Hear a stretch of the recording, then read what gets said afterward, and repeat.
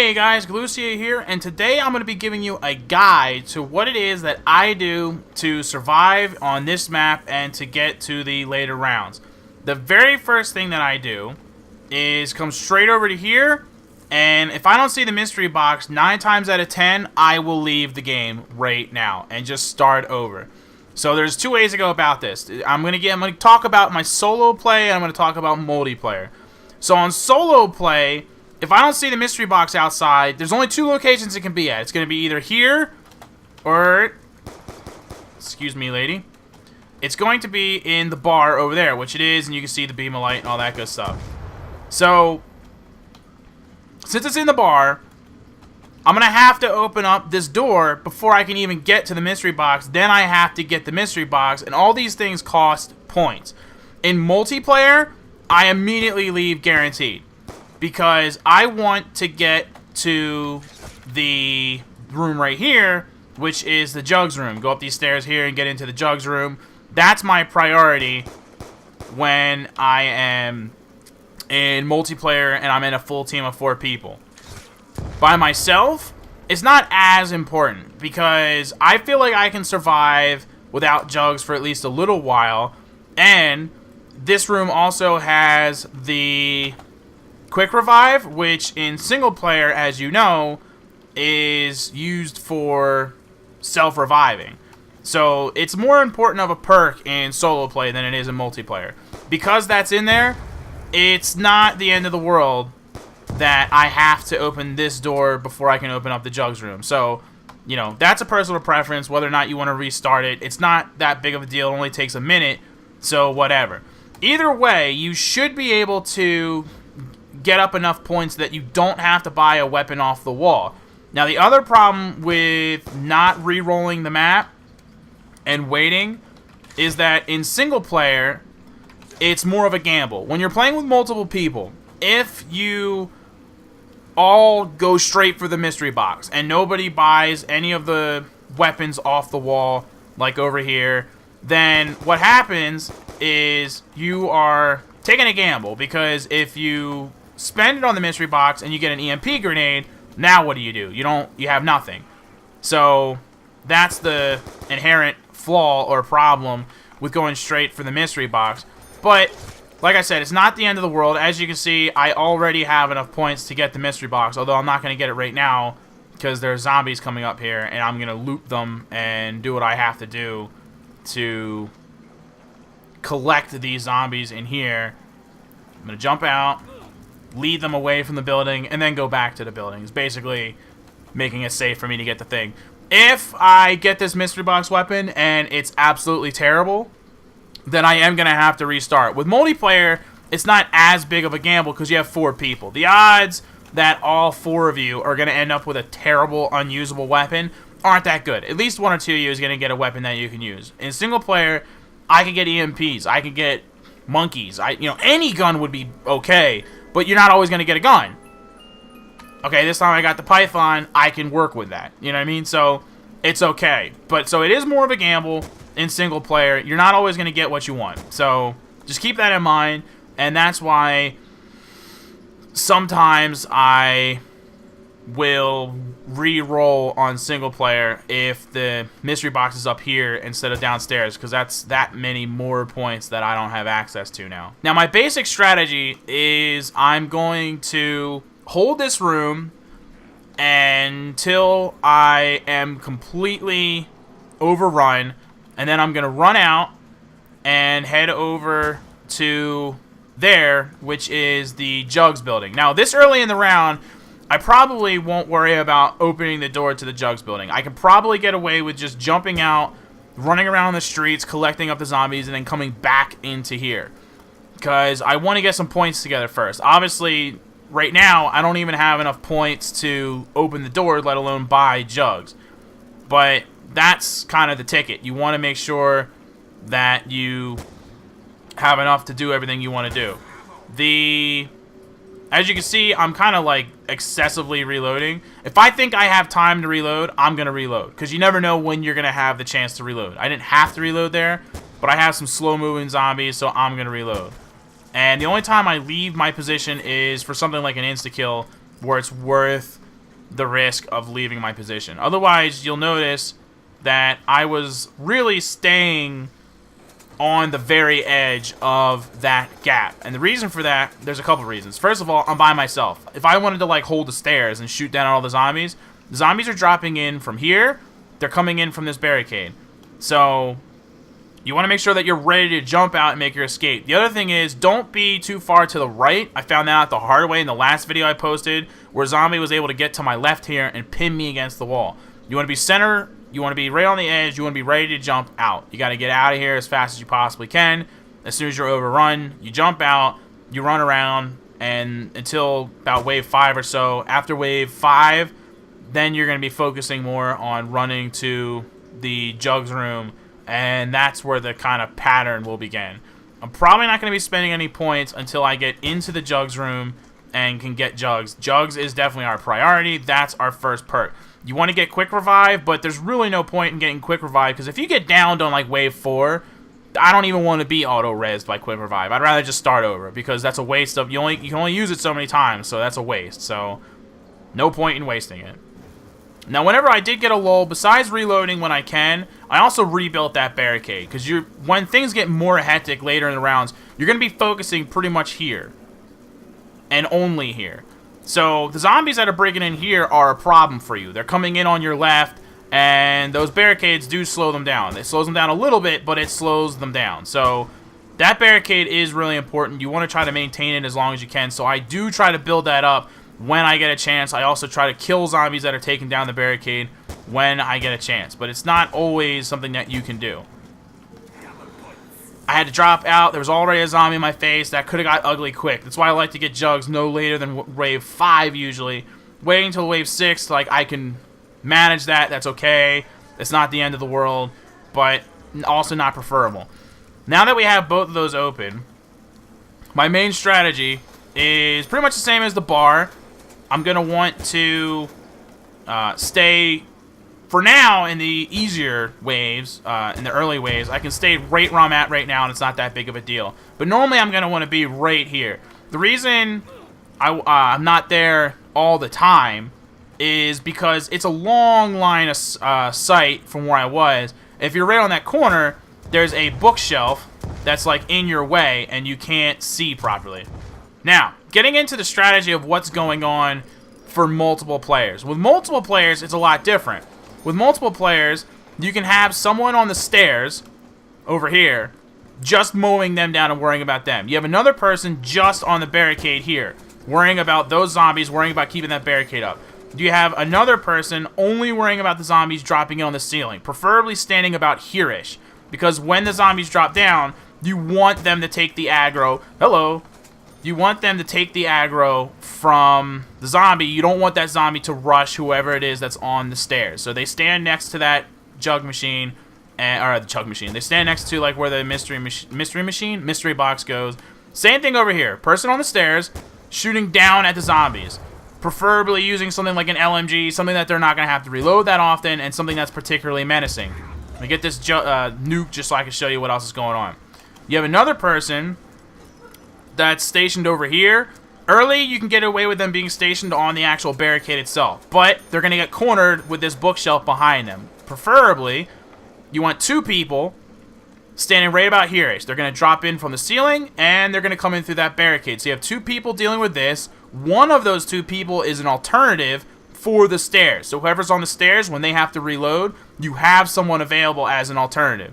The person that's over here is worried about this barricade, and they can occasionally shoot down and help whoever's on the stairs. And that's actually really important, because the man on the stairs is going to start to run out of ammo pretty fast, and those reload times can be pretty brutal. So you want to help them as much as you possibly can. So preferred weapons would be man on the stairs is an LMG. That's pretty much a must. Whoever is lucky enough to get the LMG, that's who you're assigning to your stairs. The next duty assignment is going to be the barricade by the drop, or the drop here. And on either situation, you would like them to have a ray gun, preferably. Sniper rifles and stuff like that work okay, because they can shoot down on the streets, but the best possible weapon, in my opinion, is the ray gun. Because the ray gun is reasonably powerful, and it does splash damage. So you don't have to be dead on target to damage the zombies. And even in the late rounds, where the ray gun definitely doesn't kill zombies, it wounds them at best, you are going to get away with... juke around them. You're going to get away with at least damaging them, which makes the man on the stairs with the LMG, it makes his job a little bit easier. The other positions, if you're here, or if you're here, the preferred weapons, that's a little bit looser. You can pretty much get away with anything except for something like a ray gun. Something with splash damage is dangerous in close quarters. You'll end up killing yourself with it several times. The last video that I posted where I got to wave 23 on solo, I was using a ray gun, and 2 of the times that I got downed was because I was using the ray gun and not because of zombies. It wasn't the zombies that killed me, it was myself that killed me, trying to kill zombies in my face with a ray gun. So that's the problem that you're inherently going to run into. So they should have something like a shotgun, you know, anything that upgrades to a better weapon that's still usable. The shotguns are okay upgraded. The assault rifles later in the game, not so much. Pretty much all the assault rifles become worthless, even upgraded in the later matches. The LMGs are still a viable solution, but whoever's going to be there watching the drop point definitely shouldn't have an LMG, because the close range usability of the LMG is limited at best. The blast, the shot radius of the LMGs is pretty severe, so you want to avoid LMGs for whoever is on there, and you want to avoid ray guns. So shotguns, assault rifles, SMGs, all those things should be fine as long as they're powerful enough to actually kill stuff. You're going to have a limited amount of time to react to the zombies before you can actually do something about it. Now you notice I'm not sprinting here between the things. I'm slowly walking while I reload. That's because I don't want to get too far ahead of the zombies. I want them to chase me. I want them to build up. I kill the ones that are in the lead there because those are your runners. And I want the walkers to catch up. Because if you notice, the streets look pretty clear now. That's because all the zombies are in the bar. They're chasing me. I don't want to have to jump down into a sea of zombies. That's not what I'm after. I want to be able to jump down here and have a nice, clean path to get to my next place of business, which is the jug room in this case. So I kill the runners and typically leave the walkers alone and just let them follow me and do their thing. Okay, I'm kind of in a worst case scenario right now. I have 2 options. I can buy the MP5 or I can make a mad dash for the mystery box.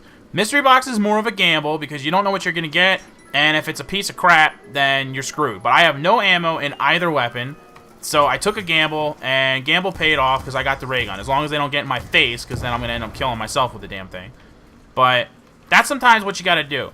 If you have to do that gamble, if you have to put yourself in a position where you find yourself having to buy a weapon mid-round, you can kind of use this area as a circle to kite the zombies. They might crowd you in here, but if you can make them follow you, you can kite them around in a circle until they're all behind you, and then make a mad dash for the straightaway. And that's something that you can get away with doing, and that is a viable option. So at this point, I have all 4 of the perks that I want. You may have noticed that I did not get double tap. I find on this map especially that double tap ends up being more of a waste of ammo than anything else, and the 4 perks that I have right now are definitely the 4 that you want to have. Now if you notice, they're spawning in front of me now, and spawning pretty rapidly. That's why it helps to have the barricades closed already if you can, but just have your wits about you. Don't worry as much about the zombies behind you until you're in the position to jump out again. Worry about the zombies in front of you so that you can actually get to where you're getting and you don't get cornered and pinned down. And you might ask me at this point, how does this strategy change if you have Hellhounds turned on? The Hellhounds do make it a little bit different, but not by a whole lot. If you're by yourself or if you're with other people, either way, it doesn't really matter. The only thing that I really change about it is that I make sure that we're in a space that makes sense for the dog. So like if we were in the bar at the start of the round and then it turns out to be a dog round, instead of staying up here where it's crowded and the dogs are all going to be coming up the stairs and just tearing us to pieces, we go downstairs in the bar because that way we have more space to move around. The dogs are coming from multiple locations, and that gives us our best chances of success, in my opinion. So I prefer to be downstairs in the bar. Being upstairs here in the jugs room for dogs is okay to a point. That doesn't seem to hinder you too bad. But you know, even being on street level would be okay for dogs. You want the open space. You want space to move between each other and to do what you got to do. Now it's usually around here that the 4-player strategy starts to look more and more like the 1-player strategy. With the 4-player strategy, you're doing more of the defensive thing. You're trying to hold an area. With the 1-player strategy, you're immediately prepared to jump out of a window basically at any given moment. The 4-player strategy starts to look more and more like the 1-player strategy because it becomes almost impossible to hold those rooms with the 4 people. They get too crowded, too fast, and you're just asking for trouble by continuing to try to hold these rooms. It's going to fall apart. And you just have to know that that's okay, and that you're going to be doing more of a strategy like what we are doing here. So that's basically it for the strategy. There's not much else I can tell you. Like anything with zombies, there's a lot of luck involved. It's all about what weapons you get, how often you get those max ammos, how often you get stuff like nukes, and the, you know, I did notice that in the later rounds it seems like you get less power-ups. I don't know if that's designed or if we were just having bad luck, but it did seem like we were getting a lot less power-ups once we got to like wave 25, 26, 27. So be mindful of that. You may be getting less. I don't know, maybe that's just me and I'm crazy, but it definitely seemed like we weren't getting nearly as many. It seemed like we were never getting freaking max ammos or whatever, and that was really becoming a problem for us. So be mindful of it, and just keep rinse and repeating what you're doing right now. It gets a bit repetitive, to be honest with you. Like, if you're going to be going for these later rounds, it does get to be a bit repetitive, but you're surviving, and if that's what you're looking to do, then that's good. This is why I end up doing the zombie challenges, where I come up with the unique challenges to make the game harder, because it, you know, it gets to a point where I could keep doing this for days, and I want to die. I don't want to survive forever. I need to die at some point, so I come up with unique challenges that make the game a lot more challenging and make it okay that you die, like in wave 15, because you're somehow handicapping yourself. That's the point of the zombie challenges. But as far as getting far in the game, this is the way to do it. So hopefully this helps you out, guys, and you know, hopefully you can try out both strategies, play it by yourself, play it with a group of 4. The group of 4 challenge, or the group of 4 strategy works good with a group of 4. Group of 2 and 3, not so much. If you're gonna play with friends, it's best to do it with a full group of 4. If you're only having 2 or 3 of you, it's more of a hindrance than anything else. It really, like, the whole strategy of holding the rooms and stuff is basically pointless, because you can't completely cover all your bases, so it just doesn't work out. It just does not work out. So try to get a full team if you can. If not, understandable, but I wouldn't recommend it. I usually either play solo or I play with 4 people. If I'm doing less than 4 people, that's when I want to do my zombie challenges. That's when I come up with unique challenges to make the game more interesting and more difficult, because I don't have 4 people, so I can't really make a realistic run at it. So thanks for watching, everybody, and I'll fast forward this video to the end just so you can see how far I get in this actual tutorial that I'm doing here. I like that I'm doing a tutorial, and in the tutorial I'm doing the best I've ever done in solo play. So tutorial is successful. That's not it. That's not it. Okay, collecting. Oh boy. Oh, okay. Nice knowing you. Oh, man. I could have dragged that out longer if I really wanted to, but that's how it had to go. I've been playing this game for so damn long that I just had to go for it. 1,623 kills, with 389 of them being headshots, is not too shabby. So wave 33, feel pretty good about that. So, you know, and so... see where that put me on the leaderboard. 6289, not too bad. So thanks to everybody for watching both the tutorial, since this is the end of that, and the bonus footage, which we threw in for. So if you're watching the tutorial, the bonus footage video is coming, where a whole bunch of just the gameplay of me getting to wave 33 will be put in there. But I think we can all agree that wave 33 is not too bad. So thanks for watching, everybody. Hopefully the tutorial helps you, and hopefully you enjoyed the bonus footage. Laters!